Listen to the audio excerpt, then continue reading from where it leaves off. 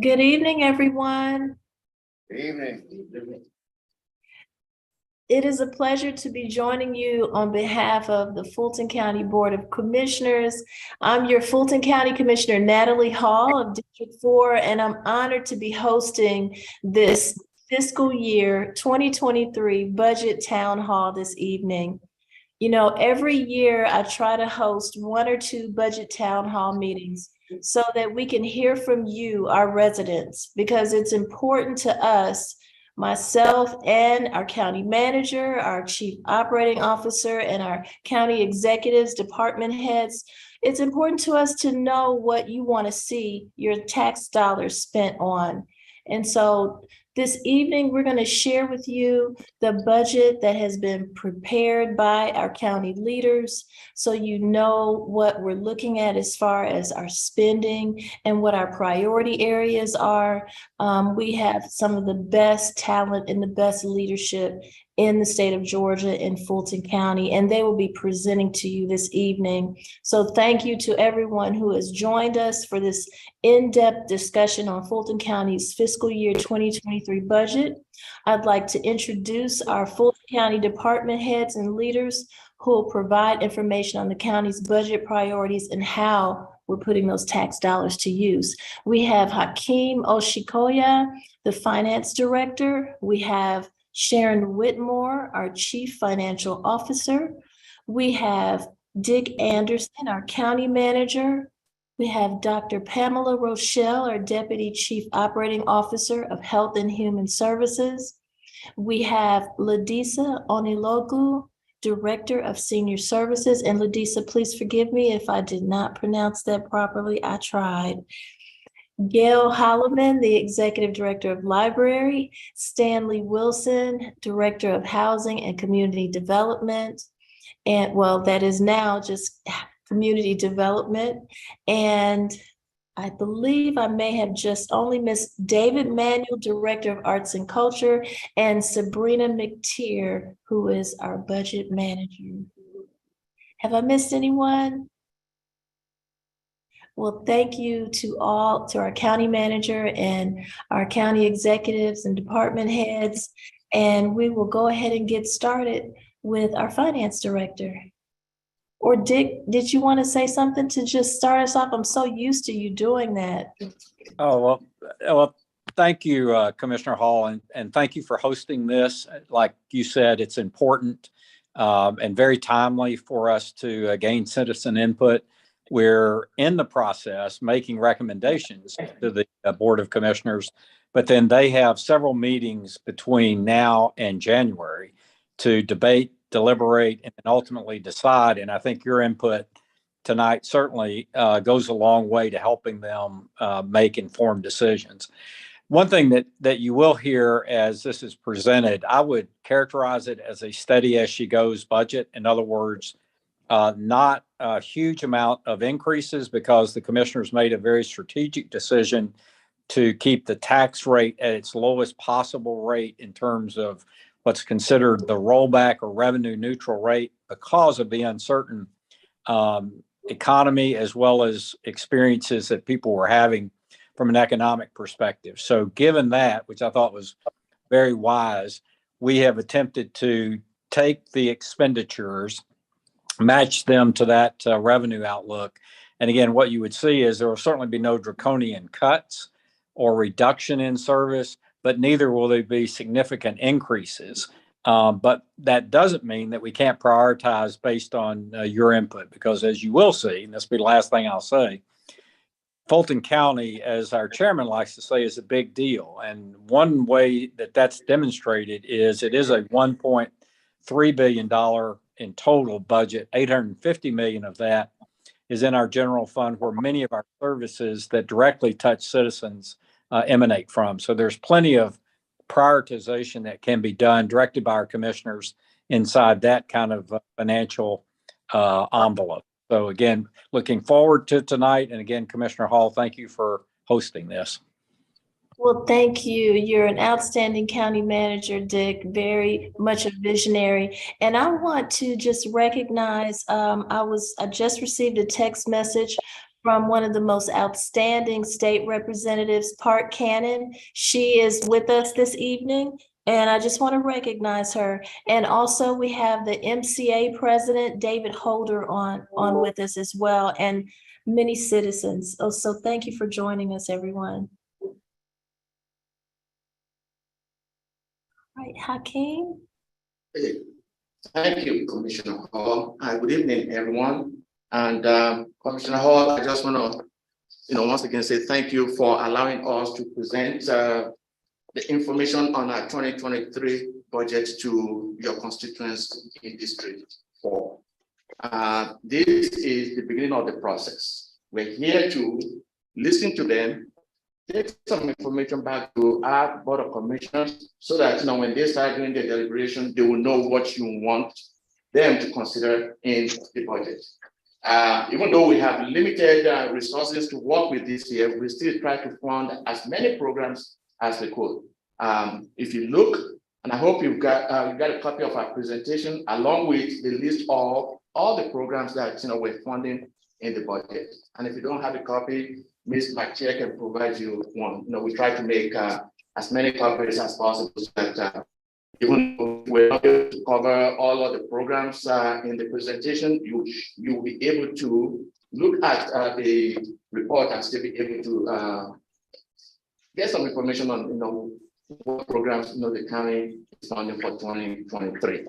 So I'm going to start by first talking about our 2022 general fund budget. Just to let everyone know that at the beginning of the year, when the budget was approved, we were anticipating ending the year of 2022 with $143 million in fund balance.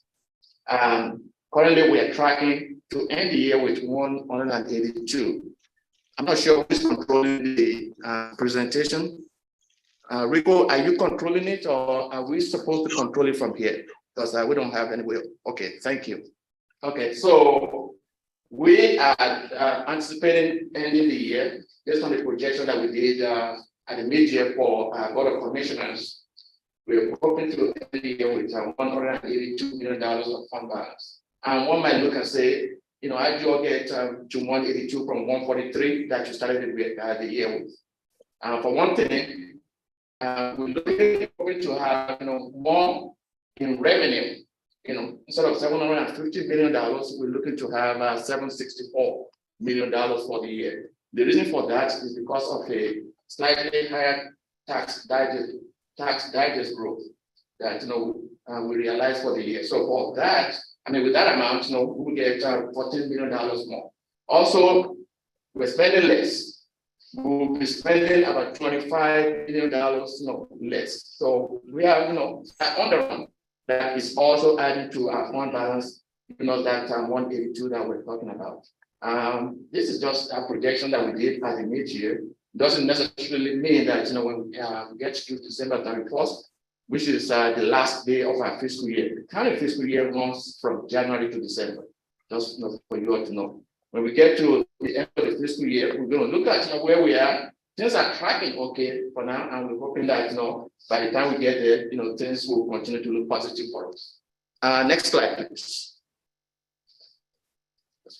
This next slide is showing all the funds that we have in our proposed budget for 2023. The maybe 9 funds that we're presenting to the board. And this is what the board will be reviewing, and then they will be approving for us in either the first meeting in January or the second meeting in January, which they do have the option to decide which one, which one of those meeting days they will approve the budget. Those 9 funds are general fund. The general fund is our main operating budget. This is what we use to fund our day-to-day services that we provide to our Fulton County residents. There are about 46, 47 departments that are funded out of the general fund. The airport fund is what we use to account for activities or the financial activities at the executive airport, which is the old Charlie Brown Airport at this is at FID, Fulton Industrial Boulevard. The water revenue fund is used to account for the water and sewer billing and collection services that we do. And the way this works is we are providing water and sewer services for the area south of Sandy Springs. And then, in the south, we're only providing sewer services. City of Atlanta provide water services for them, and then we provide sewer. And the Water Renewal Fund is used to account for capital improvement. The construction work that we do, we fund those out of the Water Renewal Fund. The FID fund is a special service or special services fund. It is used to account for all of the activities that we engage with in north of I-20 and Fulton Industrial Boulevard. It's a very small fund, it's a very small area, and that is the only unincorporated area that is left in the county. The rest of the county is pretty much incorporated, and they are now part of different cities. The 911 emergency fund is used to account for all of the the billing and also the services that we provide for the 911 services. Bond fund library is used to account for the debt service payments for the library bond. Risk fund is used to account for insurance, liability and workers' compensation activities, for the county. Special appropriation fund is just a consolidation or amalgamation of several small funds. They are all restricted and they're all supposed to be used for certain purpose. Our total budget for the year is $1,288,000,000. This is for 2023. In 2022, the budget was $1,258,000,000, and then in 2021 it was $1,208,000,000. Next slide, please. This next slide is showing you all of the same forms that I just described to you, and we've grouped the activities of those funds into our priority areas. There are 5 of them, and you're going to see all those departments that have been funded in each one of these priority areas that we have here in the ensuing slides. The same total of $1,288,000,000 gives us the breakdown. General fund is $850 million. Airport fund is $7.6 million. Water revenue is $185.4. And then it goes all the way down to the special appropriation at $16.1 million for a total of $1,288,000,000. Next slide, please. So this next slide is showing the general fund, which is the main fund, as I mentioned before, that we use to account for most of the services that we provide to our residents. We're planning to start the year with $182 million, as I mentioned in one of the previous slides. We're going to start the year with 182, and then total revenue is going to be $810 million. And the breakdown of that $810 million is $17 million out of the local option sales tax, which is got the acronym of LOST. $101 million out of all the revenue, and then $676 million out of taxes, mainly property taxes, both current and then prior year collections. And then the $16 million is additional 2% of our revenue. And this could come in form of either a tax increase, or we are fortunate, we might have more revenue in all this other revenue that we've categorized in the chart. Like the property taxes can come up higher than the 676, or the all other revenue might be higher than the 101.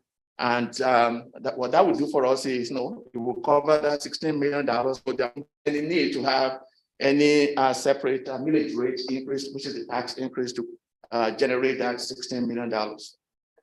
The $850 million that we're planning to spend, the breakdown is as follows: $378 for justice and public safety, $204 million for open and responsible priority area, $119 million for health and human services, $113 for infrastructure and economic development, and then $35 million for arts and library. So with that, taking the 182 that we're going to start the year with, adding the $810 million of revenue to that, and then subtracting the $850 million that we're going to be spending, the projected fund balance for 2023 is $142 million. Next slide, please. Hakeem, Yes. I just want to interrupt for 1 second because we have two questions. Well, one question and one ask. Okay. The person who is asking you to please speak more distinctly because they're having difficulty hearing you and understanding the details of the budget presentation. And the other person says, please explain the acronyms. What is FID fund? So please, when you're addressing an acronym, if you have not spelled out what that acronym means and what it stands for, please do so. So starting with FID. FID stands for Fulton Industrial District. And this is the area, the only unincorporated area.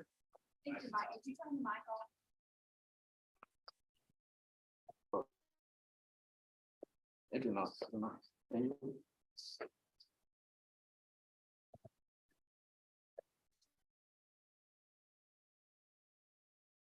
Thank you.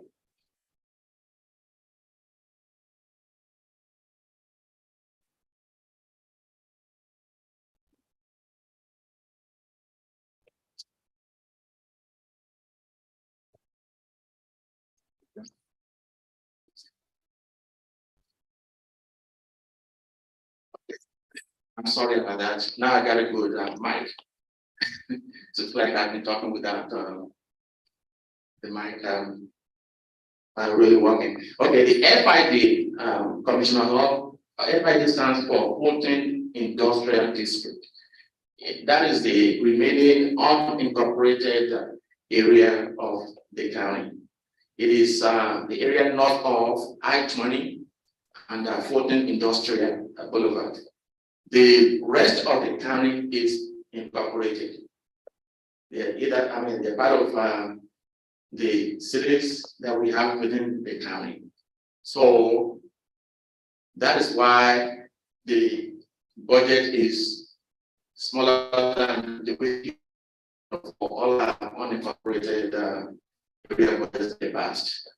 And what we use the budget to do is to provide municipal type of services, like fire services. We don't really we don't provide garbage services, of course, but the main service that we provide out of FID is fire and the police services provided out of them. So this next slide that we have on the screen is information on the departments that are part of the justice and safety priority area.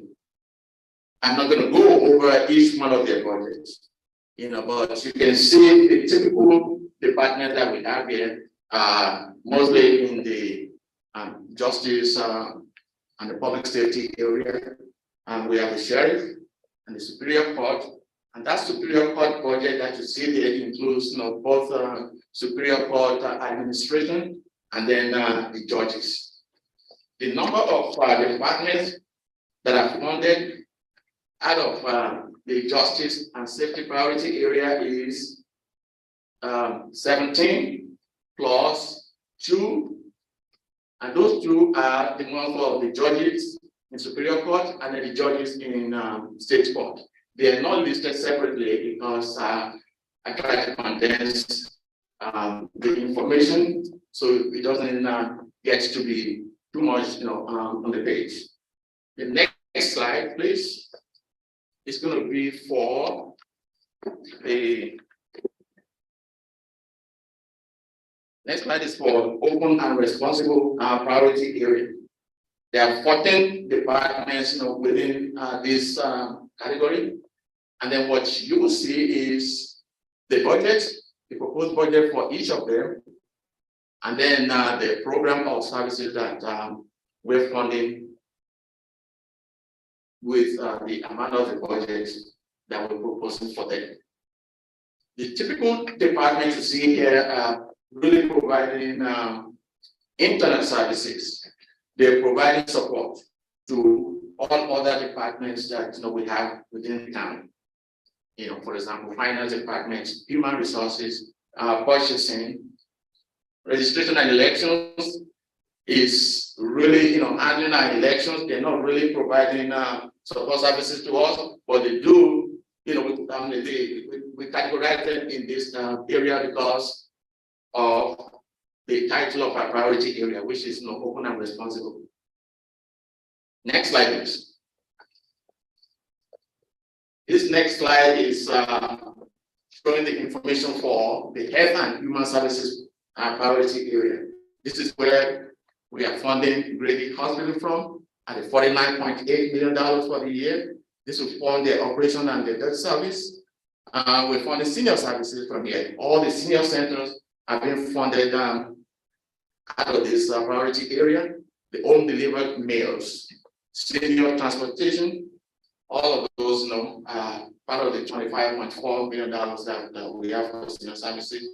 18.5 for behavioral health. This is where we have all our diversion programs. PAD is still being funded in 2023, and the add, so everyone will know that.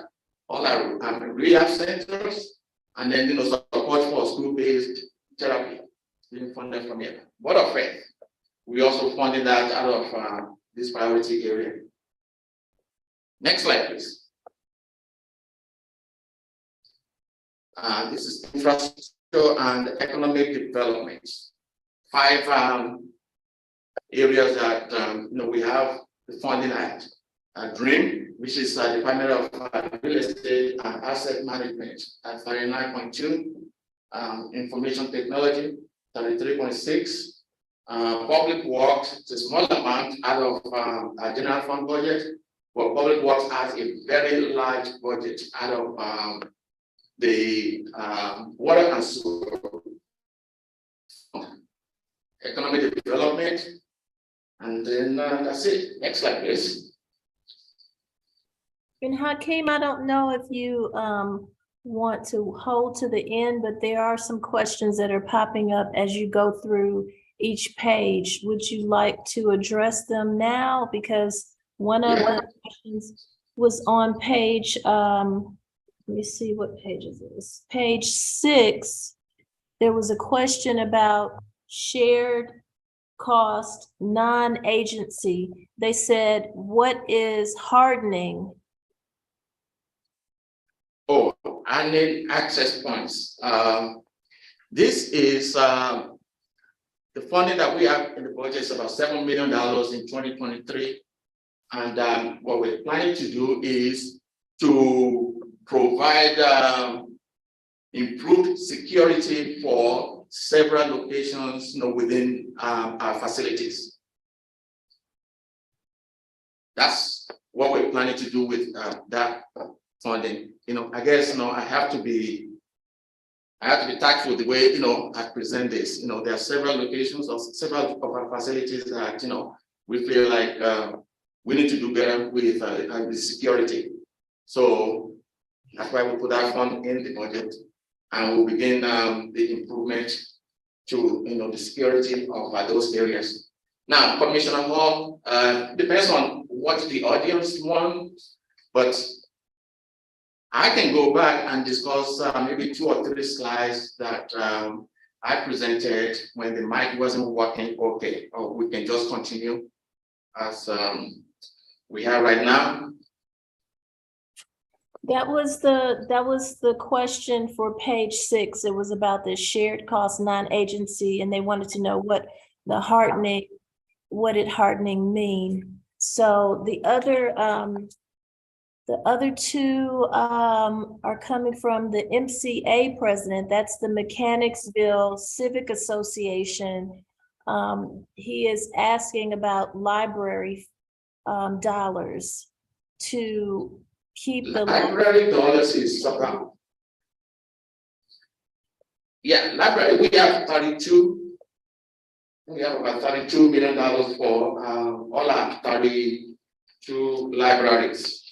They're simply asking if there is funding to allow the library to remain open an extra hour every month for their community meetings, because the Mechanicsville Civic Association meets there, and they want to know if there is money in the budget for those meetings. This is a question that I get often from my constituents in District 4, because they have their neighborhood planning unit meetings, they have their neighborhood business and civic association meetings all throughout my district. And those who meet in our Fulton County facilities, like the senior centers or the libraries, they're always asking if we can keep them open an additional hour so they can host their meetings. And now that we have some new technology in the libraries, they're saying there really needs to be somebody from IT designated to assist them with the technology for their meetings. So those are the two asks in the budget. Okay, Commissioner Hall, thank you for the question. I'm going to give the mic to Dr. Michelle to provide a response. Dr. Michelle. Thank you. Thank you, Hakeem. Good evening, Commissioner Hall. On the point of the libraries, the community meeting room policy states that the library and a meeting can remain open for 1 hour after the library closes. So for the Mechanicsville meeting that meets on Monday, the library closes at 8. That means that the neighborhood association has until 9 o'clock to clear the premises and wrap up their meeting. So they do have that option available already through the library policy. As for the equipment in the meeting room, it is a projector that is only compatible with certain types of laptop models. So my suggestion is for the meeting organizers to make an appointment prior to their meeting to ensure that their laptop is compatible, and to then determine if there is some other workaround. But one of the issues is that not every laptop model is compatible with the projector system in the meeting rooms. Okay, so the response from the president of that neighborhood is that the librarian forces them out early and turns the light out on them. And can someone please communicate to that specific library if the librarian forces them out? And as far as the technology, is it possible, since we put the technology in without any input from the community, that we provide a laptop that stays within that library that can support the technology for the use of the meeting room? Thank you for that feedback, Commissioner Hall. We will certainly ensure that the library staff is following the community meeting room policy that is in place, and so we will address that.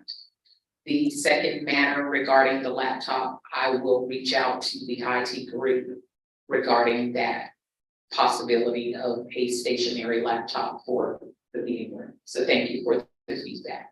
All right, thank you to Mr. Holder, Mechanicsville Community Association President. Thank you, Dr. Michelle. We go to any other question, Commissioner Hall, that we need to respond to before we proceed to the other slides. That's it so far. So we'll see as we go on. You only have a few more pages. Thank you so much, Hakeem. Yes, ma'am. Can I'm really hoping you scroll further down. Okay, now we're at the library. The actual budget for library is $30 million. And for arts and culture, it's 4.5. We're still funding the contract for services at the same recurring funding level as we had in 2022. And then they do have their own non-agency shared cost as well, which is a very small amount of 5.5 or $500,000. Can we go to the next slide, please?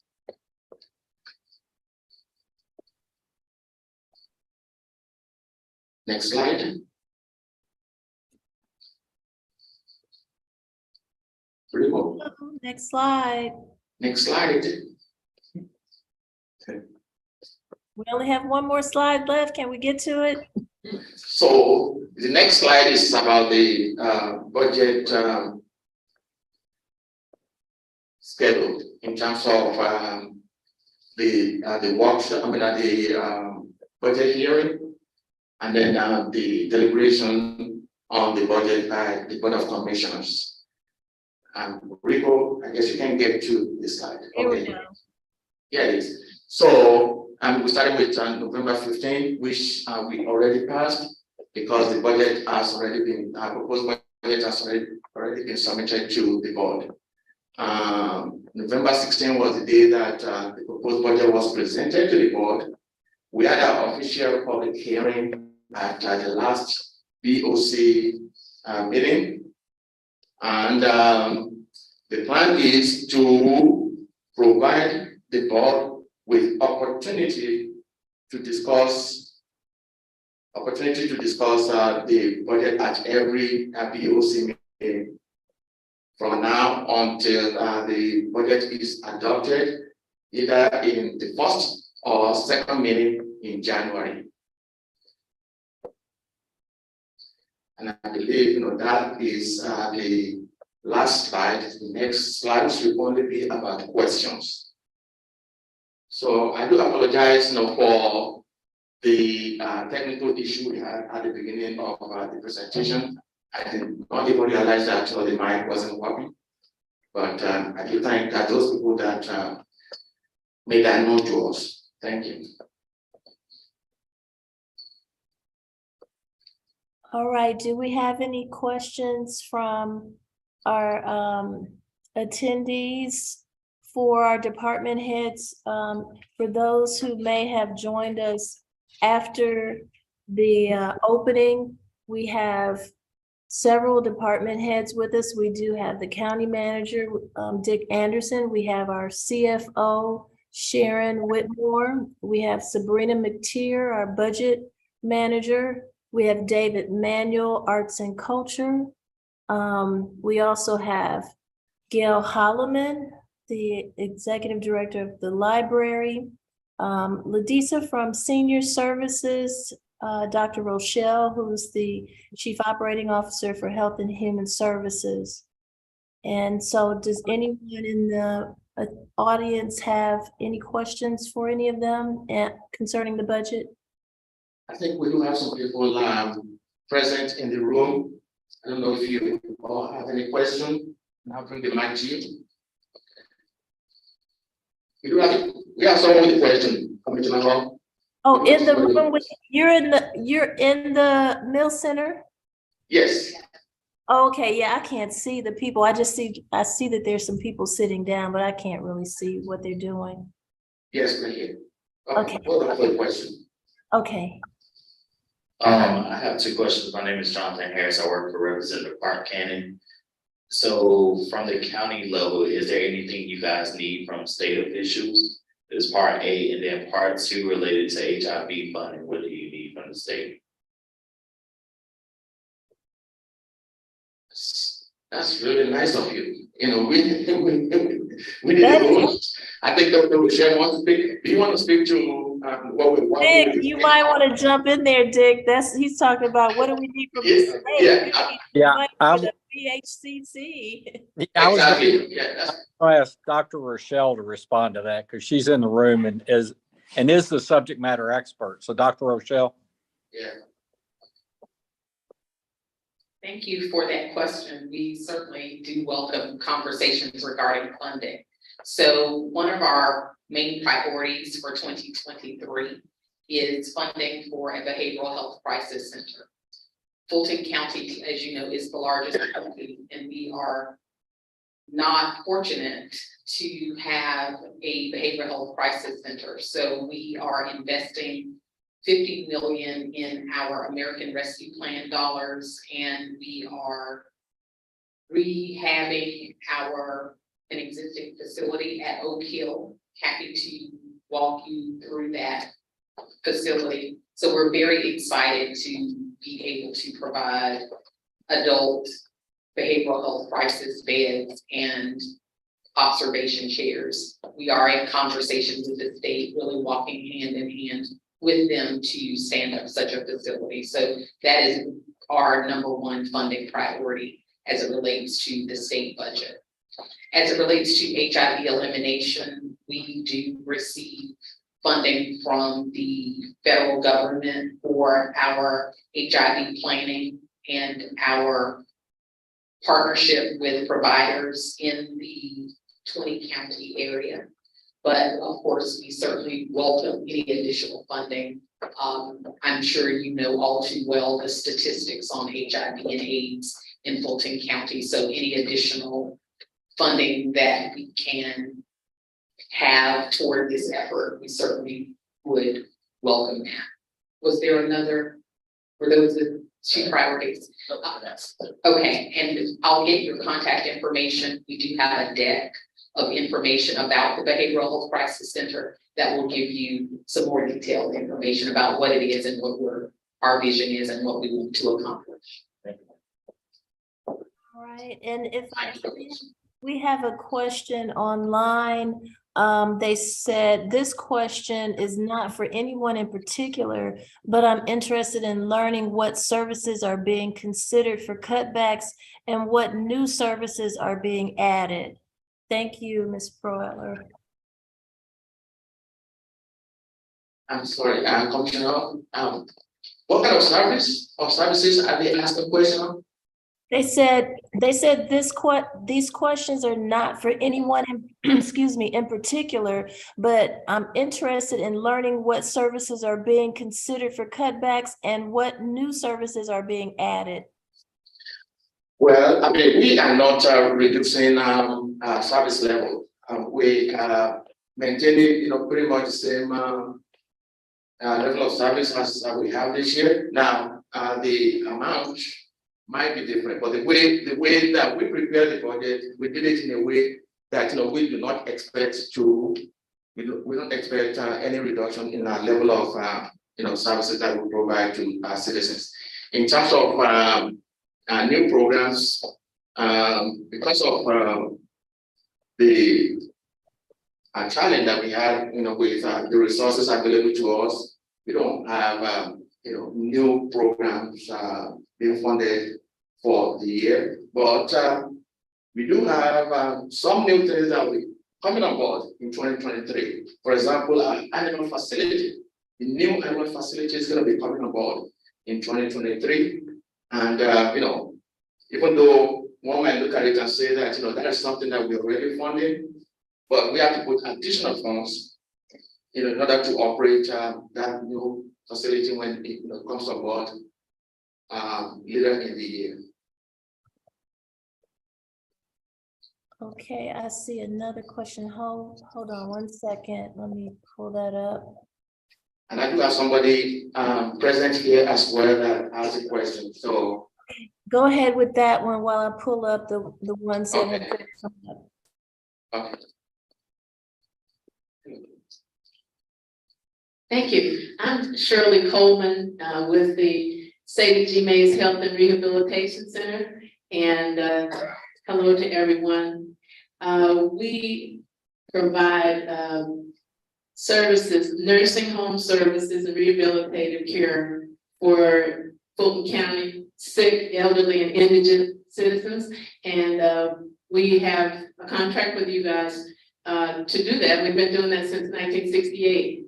And we're very proud to help the citizens of Fulton County and grateful for that support from Fulton County. And we have had the same amount of money in that contract, approximately $135,000 a year for a number of years. And of course, costs have increased considerably over the years, compounded by the impact of the pandemic, and of course, just inflation in general.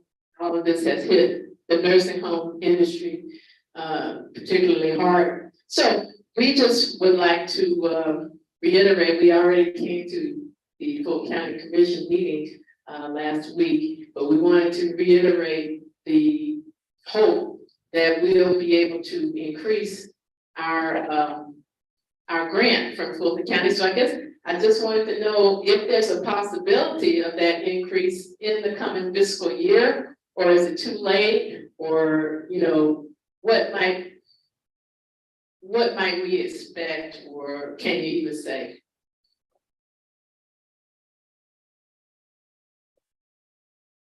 Anyone who can answer that question? Now, the answer I can provide you is that we are at the beginning of the budget deliberation process. So anything is possible, you know, depending on what kind of underrun we have for the year, you know. But if things remain, you know, the way we have now, it's going to be very challenging for us to, you know, increase that budget, you know, because pretty much we have exhausted the available fund balance in terms of the excess that, you know, we can use to balance the budget. We do have something that, I mean, a board policy that says, you know, we have to maintain 16.67% of our expenses in as a fund balance reserve. So the way that budget is structured right now, everything is pretty much exhausted. But the board can always make a decision. So the board can choose to reduce any of the other programs to increase, you know, funding for your program. That is within their domain, and, you know, it will be up to them to make that decision. So we can't give you any definitive, you know, answer other than to say that, you know, yes, the possibility is there, you know, because, you know, the budget is not adopted yet. So as long as the budget is not adopted, anything is possible, you know, between now and you know, the time that it's adopted in January. Thank you. Yeah. All right, and I just want to add that I have seen this team of county executives and county manager come together mid-year and work miracles after we get past that, the first 2 quarters of the year. And so we always have the opportunity where they revisit the budget and look at overruns, underruns, and what's going on mid-year. We do have 2 more questions online. One is Meals on Wheels funded by Fulton County? Yes, and like you said. Good evening. Thank you, Commissioner Hall. Meals on Wheels is a generic term sometimes used to define home delivered meals. There's actually an agency, so I wanted to make sure that I clarified that our vendor for the home delivered meals program is Open Hand. However, our Board of Commissioners graciously funds home delivered meals, congregate meals annually. And so, yes, that is a program through the Department of Senior Services. All right, and the next question is, the senior ride program, will it increase the amount of rides we can take each month? No, for Uber, Lyft, based on the contract, seniors can take a set number of trips. Now, what the funding increase that the commissioners approved this year, and that is a part of the proposed FY23 budget, will allow us to serve more seniors. So that is a very popular, much needed program. And so instead of increasing the total number of trips that one person can take every month, our desire is to increase the number of seniors in Fulton County that can take part of this program. All right. Commissioner Hall, we have someone in the room that asked a question. Okay.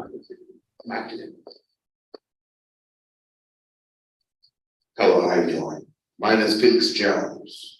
I wanted to talk about situations that have been going on all throughout here in East Point, College Park, and in Atlanta. People are getting shot and killed strategically every single day. And the police isn't out there when the shooting is happening every day. I have been texting about what's been going on. I hate seeing what's going on, but it's happening rapidly. Another thing, I am the only child who was asked for a ride home during the Atlanta child murders and would testify about what happened during the Atlanta child murders. I have already talked to Mayor Keisha Lance Bottoms about what happened during the Atlanta child murders. I was asked for a ride home from the murderer, Wayne Williams, during the Atlanta child. My father told me and my deceased brother, his name is Alex Jones III, about the Atlanta child murders when it happened. My father, we moved here from New York. We moved here from New York, we moved in 1980. We was first went to private school so I could get my grades. Then we went to public school. Before we went to public school, my father told me and my deceased brother Al about Atlanta child murders. He said, Al, Felix, there's been some murders that's been happening all throughout here in Atlanta. Children your age have been getting killed and been thrown in the river. If anybody asks for a ride home, just say no and come on home. Say, do you hear me? Say, you'll hear me. Say, do you hear me? Say, you'll hear me. 2 weeks later on, me and my deceased brother Al were home from school. We were just about at home. Then the murderer, Wayne Williams, asked me and my deceased brother if we want to ride home. He said, hey, y'all can sit right home? I said, no, thanks. We're all right. And then, okay, wait a minute. I am the only child that way. Thanks. All right. Well, first, let me just clear something up. We are Fulton County government. City of Atlanta provides law enforcement services for City of Atlanta residents. So we have no jurisdiction over the Atlanta Police Department. They report to the mayor of the City of Atlanta. But we do try to help because we have a sheriff who cares very much about all of Fulton County's cities, especially being that Atlanta is having a lot of crime. And Fulton County Sheriff Patrick Labatt has made it his business to work with the chief of police for Atlanta Police Department and provide additional services to help because everyone's short-staffed, and especially the law enforcement community. So that is how Fulton County tries to help as far as crime and law enforcement. But you really need to address your city council for Atlanta and and the mayor of Atlanta about the crime in Atlanta because they have complete jurisdiction over the City of Atlanta's Atlanta Police Department. But we will continue as a county to try to support and collaborate and partner in whatever ways that we can. But we are mandated by the state to provide health and human services, and that is what we focus on. Commissioner Hall, we have another question from someone in the room. All right, One more question. Yeah. we have 2 more online. Commissioner, this is one of your favorite seniors, Miss Gloria. Ah, Miss Gloria, hello. I can't see you. I just see I see people moving around. And your other senior, Miss Emma Jean, is here too. So Oh, I'll give her a Miss shout Emma out. Jean, Miss Emma Jean, where have you been? Yes, the question that I wanted to ask, I've been a Fulton County election person for over 20 years. And I was so grateful and thankful when I seen that we had got a raise across the board. But one of my concerns is, like if somebody's serving as an assistant manager opposed to a clerk, they're only getting $25 more, so that's kind of like not fair, thinking about all the duties that you have to perform as a assistant manager, so I would like for that to be reviewed again about that pay raise. Thank you. All right, duly noted. Do we have, I know we don't have Kenneth Herman on with us today, but I'm sure our county manager, CFO, finance director, and Dr. Rochelle are all taking note. So thank you for that input. And I have now 3 questions online. The 2 were already up here. I just didn't get to them fast enough. So if you will accommodate them, the one is foster care funded by the county and the state? And this is a question that has been coming up lately because we have had Lydia Meredith come to our Board of Commissioners meetings and speak about the Department of Family and Children Services and what's going on there. So if someone could respond to that, please.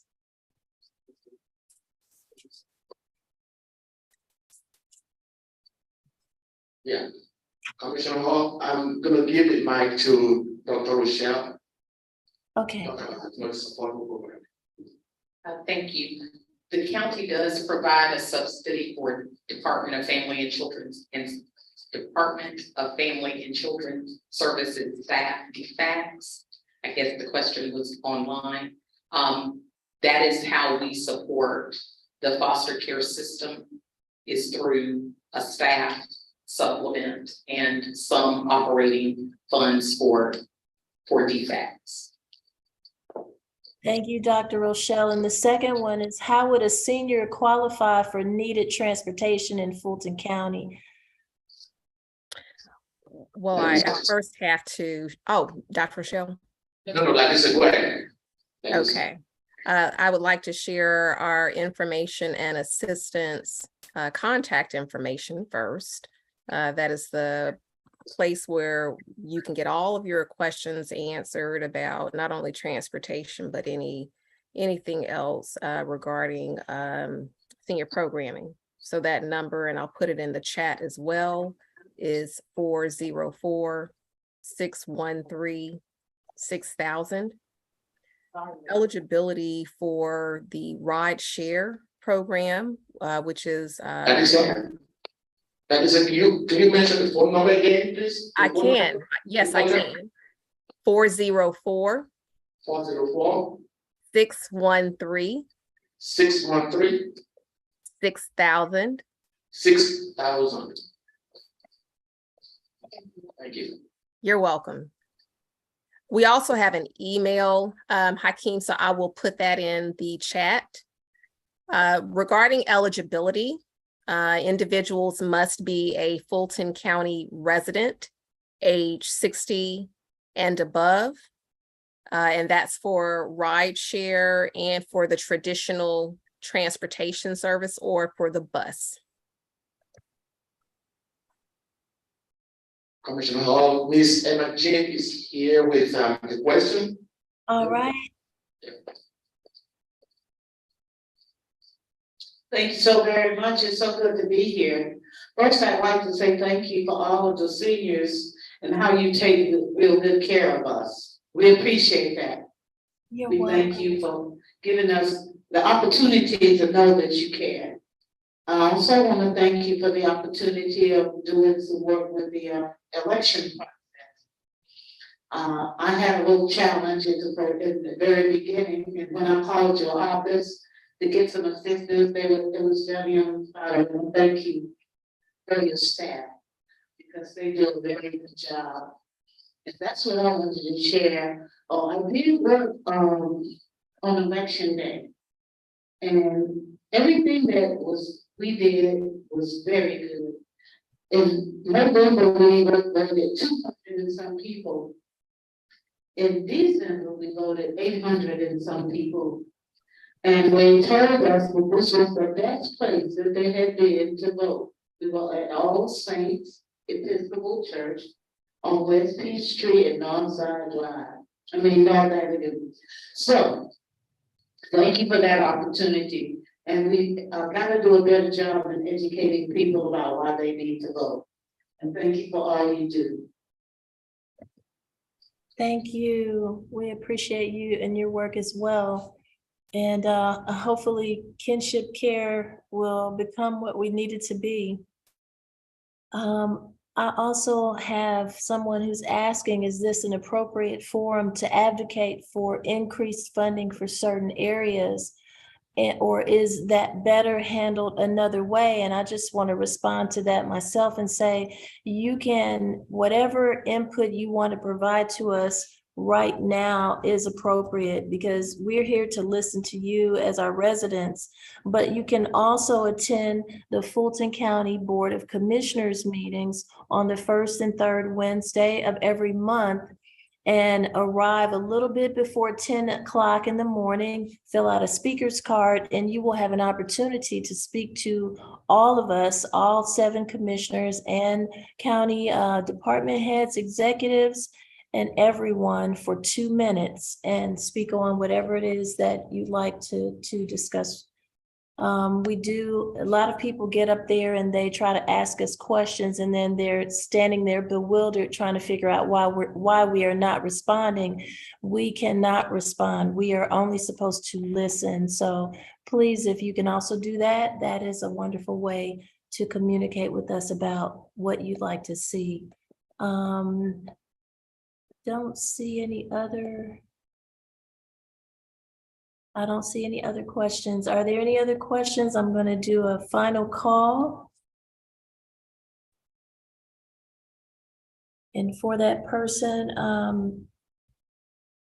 Adrian Pereller, who asked about advocating, if you want to put that in here, whatever it is that you are trying to advocate for, please do. Hakeem, do we have any more in the audience where you are? No, Commissioner. All right. Anyone that wants to, do you have any other question? Anybody in the room with question? No, Commissioner Hall. All right. Well, it is exactly 7:30, and we have timed out at the exact time. You guys did a great job. And wait a minute, something has popped up. Oh, someone says millage rates, property taxes going up. They have a question about the millage rates and the property taxes. I can tell you that we did not raise the millage rate. So you need to check with City of Atlanta, Fulton County Schools, Atlanta Public Schools, because you also pay a millage rate for each one of them if you're a property owner. And so check and see, did any of them raise their millage rate? The last time I checked, I believe it was Atlanta Public Schools who had the highest millage rate out of all of us. And any of our county executives, you can jump in, Sharon or Hakeem, jump in and add to that, please. Commissioner Hall, as you said, the Board of Commissioners actually adopted the millage rate that is lower than, it is lower than, what we have last year. So it's 8.33. And, anybody's experiencing increase in the, taxes, as you said, it must be coming from either the school board or City of Atlanta. That's right. The rates were reduced, and we've been working, within the amount of resources that we're able to generate, with, what was approved by our board. All right. And the last one is appraised values are going up dramatically. That is correct. And, that's based on a lot of factors that has nothing to do with the millage rate.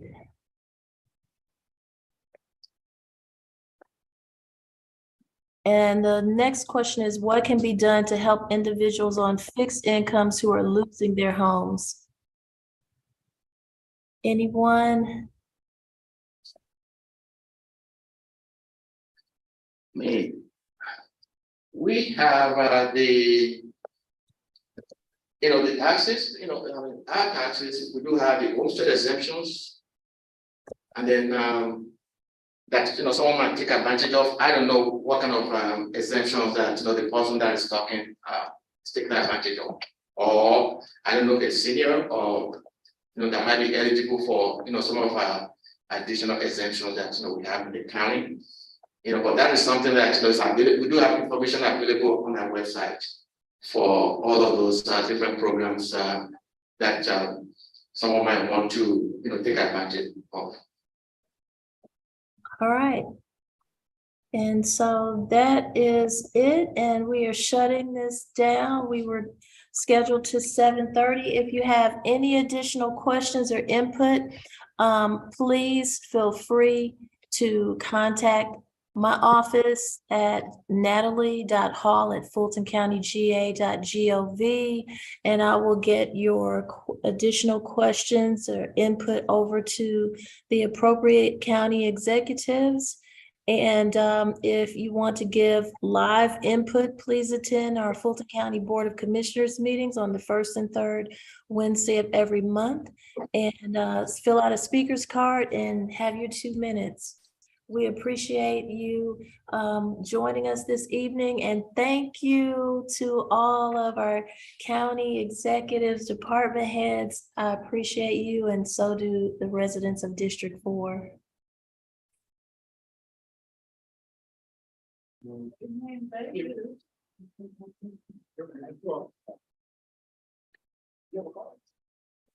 Thank you.